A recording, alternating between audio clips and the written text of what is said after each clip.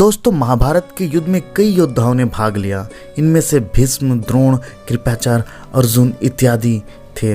लेकिन इनमें से एक योद्धा ऐसा मौजूद ही नहीं बल्कि एक अहम किरदार में मौजूद था। वो था दानवीर सूर्यपुत्र कर्ण।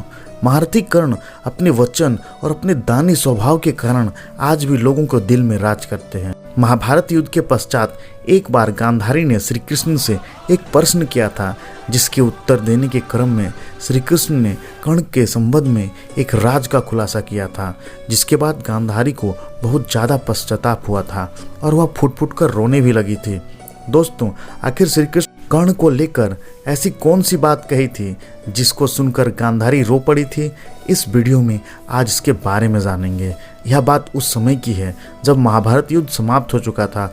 चारों तरफ सिर्फ विधवाओं का बाहुल्य था। कुरुक्षेत्र सिर्फ लाशों से बिछा हुआ था। उस वक्त श्री कृष्ण एक बार हस्तिनापुर गए हुए थे।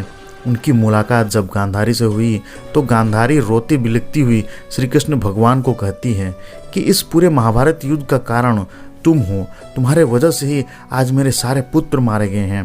इसीलिए तुम्हें श्राप देती हूँ, जिस तरह से मेरे सारे कुल, मेरे सारे पुत्रों का नाश हुआ है, उसी तरह तुम्हारे यादव कुल का भी नाश हो जाएगा। भगवान श्री कृष्ण ने गांधारी के उस दिए हुए भयंकर श्राप को स्वीकार कर लिए। उन्होंने कहा, आपके पुत्रों के मृत्यु का कारण मैं नहीं बल्कि दुर्योधन और आप लोग हैं।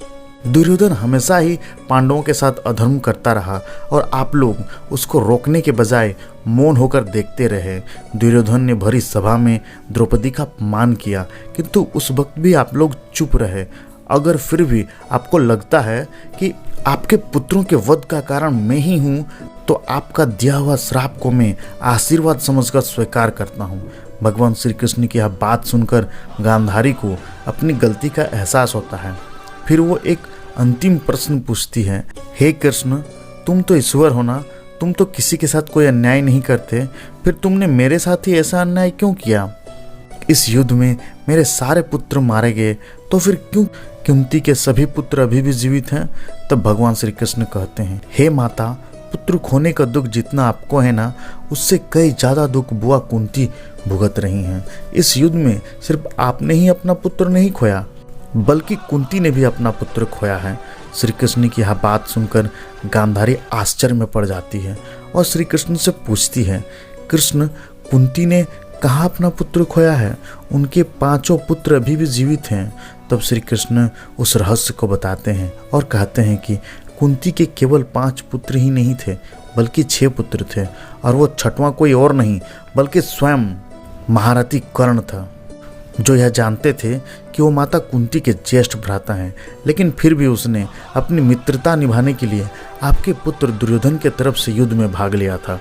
आपसे ज़्यादा दुख तो बुआ कुंती को है, क्योंकि उनके ही पुत्रों ने उनके बड़े भाई का वध कर दिया।